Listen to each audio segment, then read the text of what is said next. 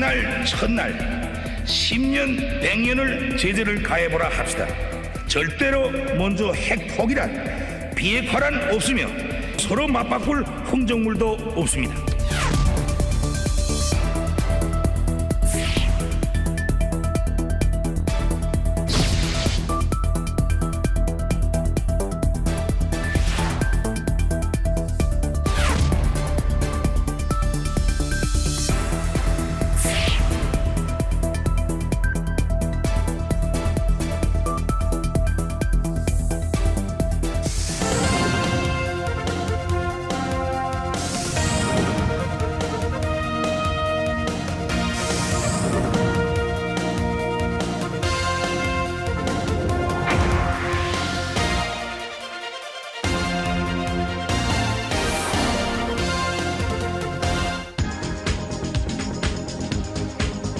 2022년 북한은 한국과 미국의 연합해상훈련을 계기로 군사도발 행보를 재개했습니다.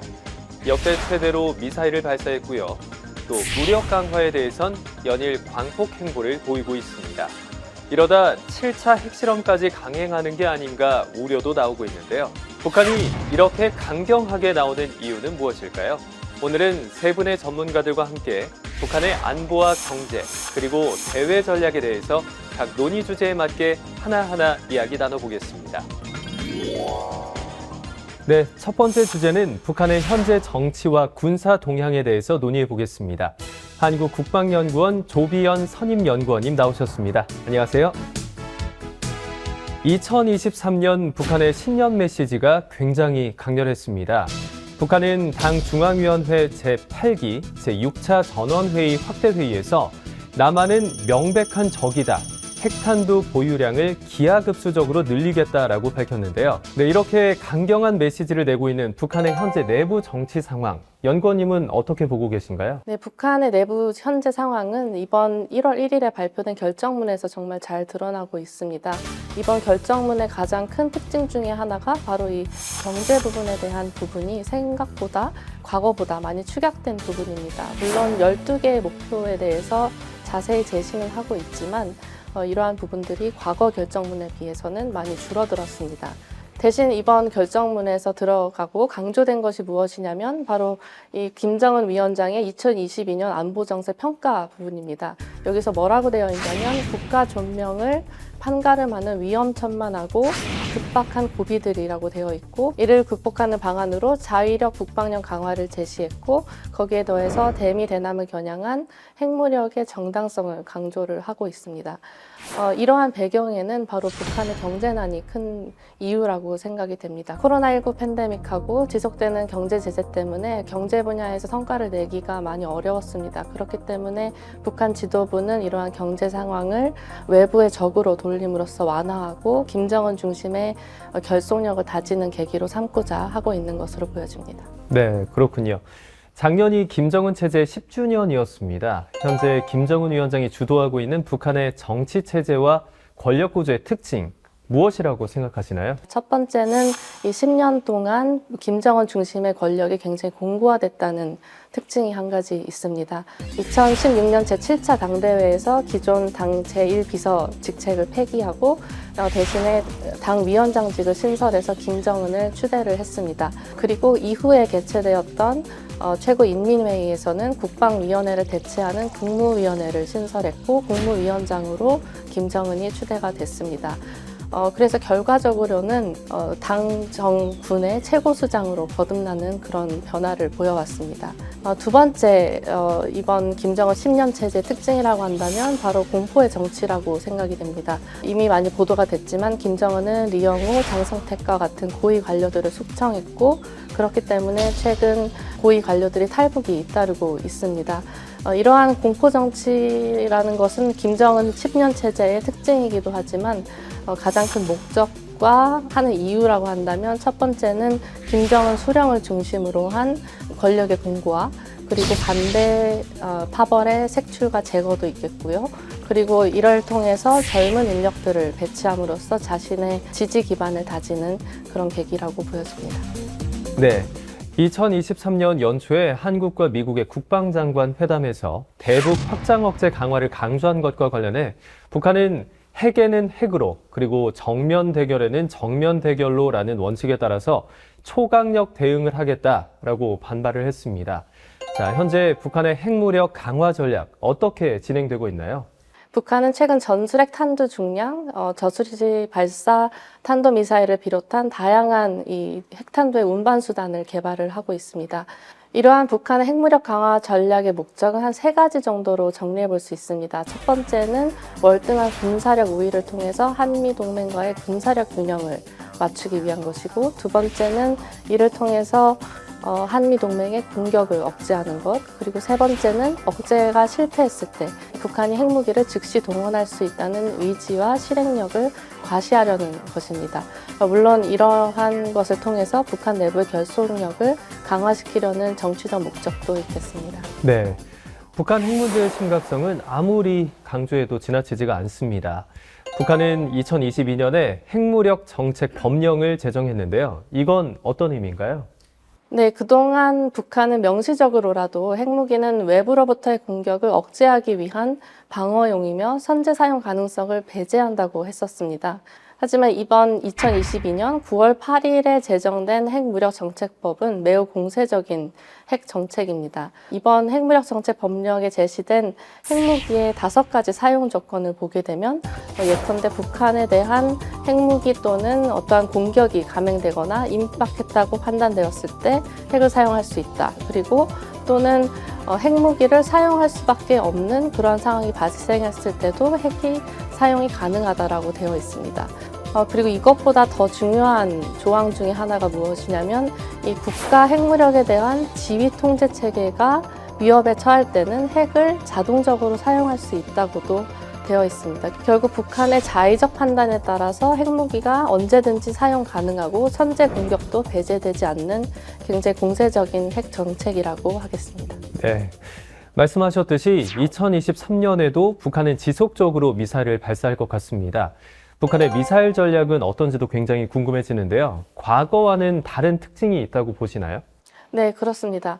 우선 지금까지 북한의 미사일 전략은 바로 대미에 대한 억지와 반격 능력을 목표로 해서 대륙간 탄도미사일까지 개발하는 것이 전략이었습니다.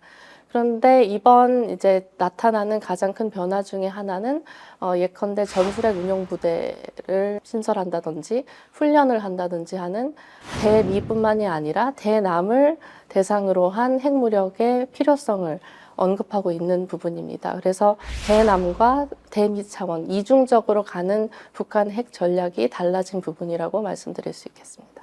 네, 말씀을 들어보니까 2023년에도 북한의 무력 도발 계속될 것 같습니다. 한반도의 상황은 어떻게 예측하시는지도 궁금하고요. 또 우리 정부의 대응 전략은 무엇이라고 생각하시는지 답변 부탁드릴게요. 네, 이 부분에 대해서는 저도 어두운 전망을 낼 수밖에 없는 것 같습니다. 왜냐하면 최근 북한은 2023년도 핵무력 및 국방 발전의 변혁적 전략이라는 것을 천명을 했는데, 여기서 우리가 주목해야 될 것은 바로 한국을 겨냥해서 전술핵 무기를 다량 생산하겠다. 그리고 핵탄두 보유량을 기하급수적으로 늘리겠다라고 공언을 하고 있습니다. 그렇기 때문에 북한의 도발 강도는 2022년부터 이어진 것처럼 더욱 증대될 것으로 보여집니다. 그렇기 때문에 한국 정부가 무엇을 할 수 있을까를 생각했을 때는 결국에는 자체적인 대응 능력을 강화하는 게 가장 중요하고요. 그 다음에는 이번 올해가 한미동맹 70주년입니다. 한미동맹의 가치를 다시 확인해서 확장 억제를 공고화하고, 그리고 한 가지 더 당연히 중요한 것은 영내 안보 협력을 강화하는 게 가장 중요하다고 생각합니다. 삼축 체계의 조속한 확보도 필요하고, 한미 맞춤형 억제 전략을 지속적으로 발전시키는 것, 한일 관계를 개선해서 한미일 안보 협력을 다시금 가동시켜보는 것, 그리고 인태 전략의 보다 적극적인 추진을 통해서 국제사회에서의 북핵 대응을 위한 목소리를 모으는 것도 한국 정부가 해야 되는 일이라고 생각합니다. 네, 알겠습니다. 올해는 한반도의 군사적 긴장감을 풀어낼 실마리를 찾을 수 있기를 바라봅니다. 자, 지금까지 한국국방연구원 조비연 선임연구원님과 함께 말씀 나눠봤습니다. 고맙습니다. 다음 주제는 북한의 경제에 관해서 이야기 나눠보겠습니다. 통일연구원의 정은희 연구위원 모셨습니다. 안녕하세요. 네, 안녕하세요. 네. 자, 북한 경제 상황에 대해서 많은 분들이 궁금해하고 계십니다. 객관적인 지표를 통해서 본 북한의 경제, 전반적인 상황이 궁금한데 어떤가요? 네, 이제 북한의 이제 통계부터 한번 말씀드리자면요. 네. 이제 북한은 1960년대 이후 경제 통계 지표를 발표하고 있지 않습니다. 현재 우리가 접근 가능한 이제 북한의 경제 통계는 1991년 이후 한국은행이 발표한 남북한 주요 경제 지표가 유일한 이제 통계 자료라고 할 수 있습니다. 네. 다만 이제 우리의 가격이라든지 부가가치율을 적용한 그 추정치이기 때문에 현실과는 약간 이제 괴리가 있습니다. 그렇군요. 네, 이제 근데 문제는 추정치라고는 하지만 이제 남북한의 경제 격차가 이제 갈수록 커져가고 있다는 것입니다. 2021년도 이제 한국은행이 발표한 이제 남북한 경제 주요 지표를 보면요, 북한의 인구가 약 2,500만입니다. 그런데 GNI 이른바 국민 총소득은요, 남한의 58분의 1이고요. 1인당 GNI는 남한의 28분의 1입니다. 그리고 이제 최근 북한이 2021년 부에나에 발표한 이제 통계가 또 유일하게 있습니다. 1인당 이제 GDP가 약 1,300달러입니다. 이것은 이제 북한의 경제 규모가 잠비아나 네팔 등 이제 최빈국 국가의 수준이다라고 할 수가 있습니다. 네팔이나 잠비아 수준이다라고 비교를 해주시니까 네. 바로 피부에 와닿네요. 네. 네, 북한의 식량 부족 사태, 1990년대 대기근 이후에 최악이라는 소식도 들려왔습니다. 현재 상황은 어떻습니까? 네, 이제 북한은 2016년 이후로 서방 세계로부터 최강의 경제 제재를 받고 있습니다. 코로나가 이제 발생을 하면서 국경을 이제 스스로 봉쇄를 했습니다. 이 두 가지 이제 큰 사건만 보더라도 북한의 경제 상황 그리고 식량 사정이 얼마나 어려운지를 알 수 있습니다. 네. 네, 그런데 이제 고난의 행군 시기 들어보셨나요? 네, 고난의 행군이라는 얘기를 많이 들었는데 그게 1990년대를 얘기하는 거군요. 예, 맞습니다. 그러니까 1990년대 고난의 행군 시기와는 달리 그렇게 큰 소요 사태는 일어나고 있지 않는 것으로 보입니다. 이제 그 근거를 보면은요, 장마당에서의 그 쌀 가격, 식량 가격이 크게 변동이 없다라는 것입니다. 그리고 이제 고난의 행군 시기와 현재의 가장 큰 차이점은 아무래도 이제 장마당 체계가 형성이 됐기 때문에 물류도 형성이 됐다라는 것입니다. 네. 이제 고난의 행군 시기에는요, 경제가 어려워서 또 식량난이 발생한 그런 상황도 있지만 물류 체계가 붕괴되었기 때문에 어떤 지역은 식량이 남고 어떤 지역은 부족한 그런 상황이었습니다. 그런데 이제 지금 현재 장마당의 상황을 보면은요, 지역 간의 그 물가가 그렇게 차이가 나지 않습니다. 이것을 이제 바꿔 말하면 지금의 이제 물류 체계가 어느 정도 작동이 되고 있다, 유지되고 있다라고 할 수 있습니다. 근데 다만 이제 우려스러운 거는 이제 경제 위기라든지 어려운 점에 직면을 한다면 이제 그 일반적으로 진위 개수라고 이제 불평등 지수가 올라가는 경향이 있습니다. 네, 따라서 북한도 이제 코로나19 기간 동안 지역 간의 경제 격차, 또 계층 간의 경제적 격차가 벌어질 수 있다는 이제 그런 게 참 우려스러운 일입니다. 우리에게는 MZ세대가 있다면 이 북한에는 또 장마당 세대가 있다, 이렇게 나눠서도 얘기할 수 있을 것 같아요. 혹시 이 장마당 세대, 기성세대와는 어떤 차이를 보이나요? 네, 그 장마당 세대는요, 1990년대 이후 출생한 세대로 이제 김정은 정권이 집권한 2012년도에는 20대와 30대로서 북한은 어떻게 보면 떠오르는 세대다라고 할 수가 있습니다. 그래서 사실 이제 1990년대 고난행군이 발생하면서 경제난으로 인해서 국가 배급체가 다 붕괴가 됐잖아요. 그렇기 때문에 바꿔 말하면 이 젊은 세대들은 배급제, 이 양권, 이제 식량을 내가 받을 수 있는 그런 표딱지가 있는데 그런 걸 잘 모른다고 하더라고요. 아예 그냥 모르는군요. 예, 모르는 세대들이 많다고 하더라고요. 그리고 이들은 오히려 그 장마당, 시장 경제에 훨씬 더 익숙한 이제 그런 세대다라고 할 수가 있죠. 그리고 이제 노동당이나 수령의 통제라든지 또 집단주의가 당연하다고 생각한 이제 기성세대와 달리 젊은 세대, 장마당 세대 같은 경우는 개인주의가 상당히 강하고 또 노동당과 국가에 대한 충성도가 또 낮다고 할 수가 있습니다. 그리고 또 이제 장마당에 대한 영향으로요, 이제 돈벌이, 투자에 굉장히 관심이 많아요. 그렇다 보니까 기성세대는 장마당 세대가 돈만 너무 밝히고 또 소비를 너무 많이 하는 거예요. 그러니까 사실 이제 기성세대가 우리 젊은 세대들을 걱정하는 이런 현상들은요, 어느 곳이나 똑같은 것 같아요. 자, 그런데 이런 장마당 세대가 사실 시간이 흐르고 나면 결국 사회의 주류로 자리 잡을 것 같다라는 생각이 들면서 이들이 결국에 북한의 중심이 된다면 체제에도 영향을 미치지 않을까라는 생각이 드는데 어떻게 보시나요? 방금 말씀드렸듯이 북한의 젊은 세대들도 자유, 개방 이런 것들을 선호하고 또 무엇보다도 이제 자본주의 문화에 대한 그런 동경이 이제 상당히 강한 것 같아요. 그렇다 보니까 국가가 당연히 이제 위기 의식을 느끼겠죠. 이제 결국 이제 북한 당국도 칼을 빼들었는데 노동신문은 이제 장마당 세대를 제국주의자들이 감행하는 이 사상, 문화적 침투 책동에서 첫째가는 존재라고 비난을 했습니다. 그리고 이제 김정은 위원장 같은 경우도 지금의 청년 세대는 우리식 사회주의의 참다운 우월성에 대한 실체험과 표상이 부족하다고 평가했습니다.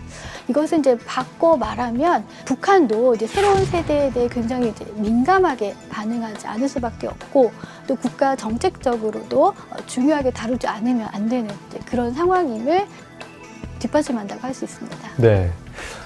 자, 장마당 세대들은 남한 문화에도 익숙하지 않을까 하는 생각이 들어요. 북한 당국이 남한 문화 단속에도 적극적이지 않을까라는 생각이 드는데 혹시 현재 북한 주민들의 미디어 이용 상황은 어떤가요? 이제 주목할 점은요, 이제 북한도 세계적인 그 추세에 맞춰서 이제는 모바일 시대로 넘어가고 있다는 것입니다.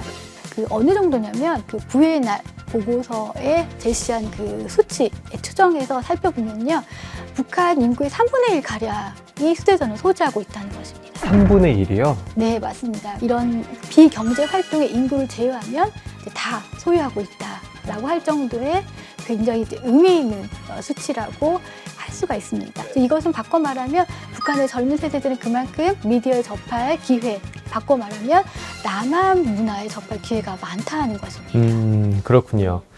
자, 그러면 뭐 K-팝, K-드라마 이런 것들도 많이 볼 수 있을 텐데 이런 것들을 많이 통제하고자 하지 않을까요? 당에서? 네, 그래서 이제 최근에 북한에 개정된 그런 법률을 보면은요, 이런 그 남한 문화, 한류와 같은 외부 문화를 차단하기 위해서 이제 각종 이제 법을 또 제정을 하고 있습니다.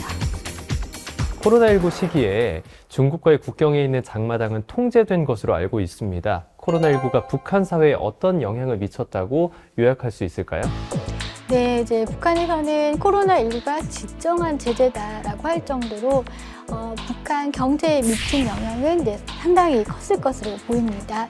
코로나19로 인해서 국경 봉쇄가 이루어졌는데 이것은 이제 북중 간의 상품 교역의 급감, 나아가서 북한의 주 외화 원천인 관광 수입이 또 사라졌다라는 것을 의미합니다. 무엇보다 코로나19가 민생에 또 많은 영향을 끼쳤다는 사실은 이제 북한 장마당의 수입품 물자 가격이 이제 폭등했다라는 것입니다.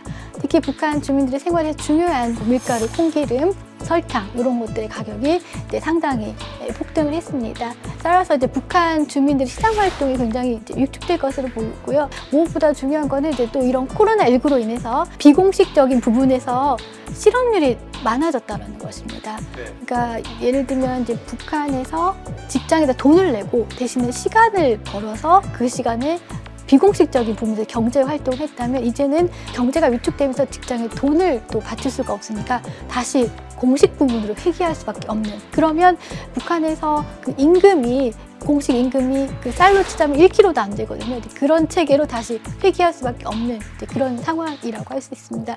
무엇보다 이제 앞서 말씀드렸지만 아무래도 격차가 확대되는 그런 상황이 또 우려되는 상황입니다. 그렇지만 이 코로나19 영향은요, 향후에는 그렇게 크게 작용할 것 같지 않습니다. 왜냐하면 이제 코로나19도 상당히 완화된 상황이고, 그렇다 보면 북중 국경도 상태가 다시 회복이 되고, 또 그러다 보면은 장마당도 다시 활성화될 수 있을 것이기 때문입니다.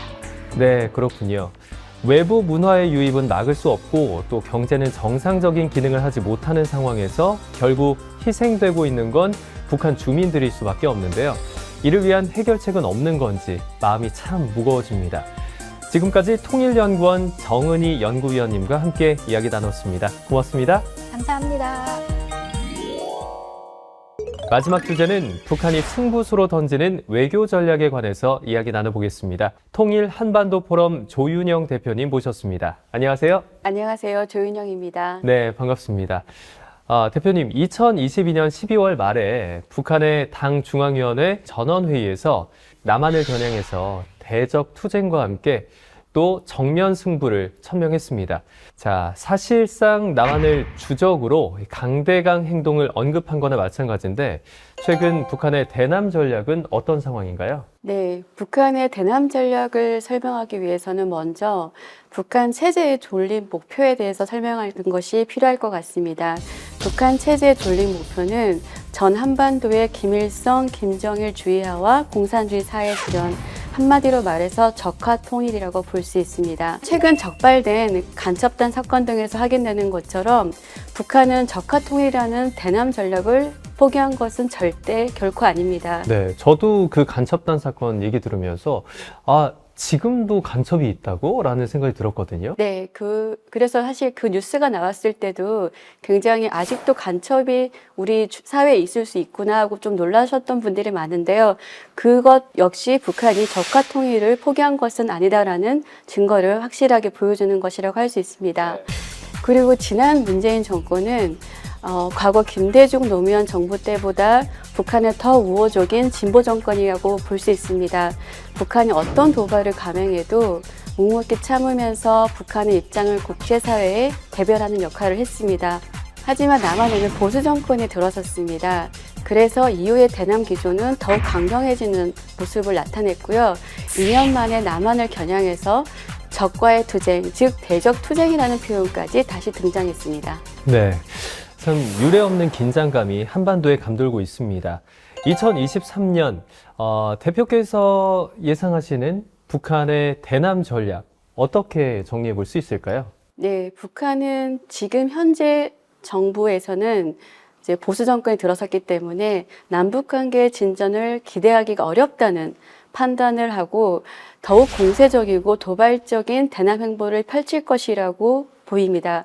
특히 북한은 작년 12월 31일과 이제 이어서 2023년 1월 1일 새벽에 각각 초대형 방사포 3발과 1발을 발사했고 또 저희 이제 굉장히 이제 관심이 뜨거웠었는데 작년 12월 26일에 무인 정찰기를 서울에 보내서 서울의 중심부까지 다 훑고 가는 그런 모험도 감행했습니다. 네, 저도 그 기사가 아직까지 기억에 남아 있습니다. 네, 그 이후로 이제 무인기에 대해서 여러 가지 이제 이렇게 논의가 되게 뜨거웠던 걸로 기억하는데요. 아마 그때 당시에 북한이 무인기를 보냈던 거는 이제 한국에 대해서 중요한 지리적, 군사적 정보를 얻겠다라는 그런 현실적인 필요도 있었겠지만 한국 정부의 대비 태세와 결의를 시험해 보려는 의도가 있었다고 봐야 할 것입니다. 특히 최근에는 한미동맹을 강화하는 추세인데요. 북한은 이를 멈추게 하기 위해서 도발의 강도를 더욱 높이고 그리고 전쟁 발발 가능성을 고조시켜서 미국과 한국 내 여론에 영향을 주려고 할 것으로 보입니다. 그래서 미사일 발사의 강도와 빈도를 높이고 때에 따라서는 제7차 핵실험을 강행할 가능성도 전혀 배제할 수 없다고 판단하고 있습니다. 자, 대남 전략은 직접적이고 공격적인데 남한을 제외한 다른 국가에 대한 외교 전략은 어떤지도 궁금해집니다. 북한의 전반적인 대외 전략 어떻게 평가하고 계시나요? 북한의 대외 전략에서 가장 중요한 것은 국제사회에서 북한의 핵 보호에 걸맞는 지위를 보장받는데 모든 초점이 맞춰져 있다고 볼 수 있습니다. 따라서 북한은 핵을 더욱더 고도화하고 그리고 갖고 있는 무기수를 더욱 늘려서 미국으로부터 사실상 핵 보유국으로 인정받는 것에 총력을 기울이고 있는 상황입니다. 그럼 북한이 중국과 러시아의 관계 강화를 통해서 미국에 대한 압력은 물론이고 대북 제재의 돌파구로서 활용하고 싶은 그런 전략도 갖고 있을 것으로 보입니다. 그래서 북한은 2022년 10월에 유엔 긴급 특별총회에서 우크라이나에 대한 러시아의 불법적 병합 처리를 규탄하는 결의안 투표에서 예상을 깨고 반대 투표를 했던 것입니다. 그거는 북한이 러시아가 어려울 때 확실하게 손을 내밀어서 그 부채를 두고두고 갚게 하겠다는 그런 전략인 것으로 보입니다. 북한은 지금 러시아의 군사 지원까지 하고 있다는 이야기도 계속해서 나오고 있을 정도로 러시아에 적극적인 지원을 하는 그런 모습을 보이고 있습니다. 북한과 중국은 새해부터 끈끈함을 과시하고 있습니다. 축전을 주고받으면서 협력적인 관계를 강화해 나가고 있는 모습인데요. 중국의 대북 정책과 더불어서 북한의 대중 전략 어떻게 보고 계시는지요? 사실 북한에게 중국은 국제적 고립 속에서 지켜주는 유일한 보호막이라고 할 수도 있습니다. 가령 중국이 북한의 정유 공급을 끊어버린다면 북한 경제와 사회가 얼마나 견딜 수 있을지 아무도 예측을 할 수가 없습니다. 중국으로서도 북한은 필요한 존재입니다. 만약 북한 체제가 붕괴되고 그리고 한반도가 한국 주도로 통일될 경우에 중국은 결과적으로 미국의 동맹국가 국경을 맞닿는 결과를 갖게 됩니다. 이는 중국으로서는 결코 용납하기 어려운 일일 것입니다. 그래서 국제적으로는 다소 부담을 갖더라도 북한 체제를 지켜주는 것이 중국의 국익에 훨씬 더 부합한다고 판단하고 있다고 생각합니다. 그렇군요. 자, 그에 반해서 바이든 정부 이후에 북미 관계는 계속해서 교착 상태가 지속이 되고 있습니다. 향후 이 북미 관계는 어떻게 전망하고 계시나요?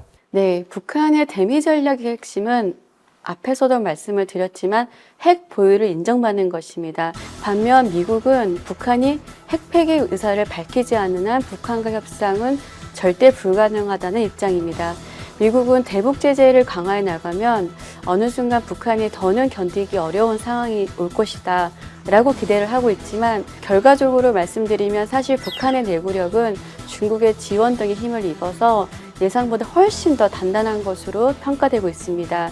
1990년대 고난의 행군 이후 30년이 지났는데 그 시간 동안 극한의 위기를 경험하면서 자력 경쟁에 의한 생존력도 더욱 강화됐기 때문입니다. 다만 일단 미국과 북한의 대화의 물꼬가 트인다면 핵 문제 해결로 가는 길에 대북 제재 완화, 종전선언, 그리고 대북 인도적 지원 등 다양한 이슈들이 거론될 수 있습니다. 이 경우에는 이와 함께 동시에 남북 관계에도 대화가 재개되는 등의 변화의 움직임이 생겨날 수 있다고 보고 있습니다. 자, 한반도 비핵화와 또 평화 통일은 우리의 영원한 과제라고 할 수 있습니다.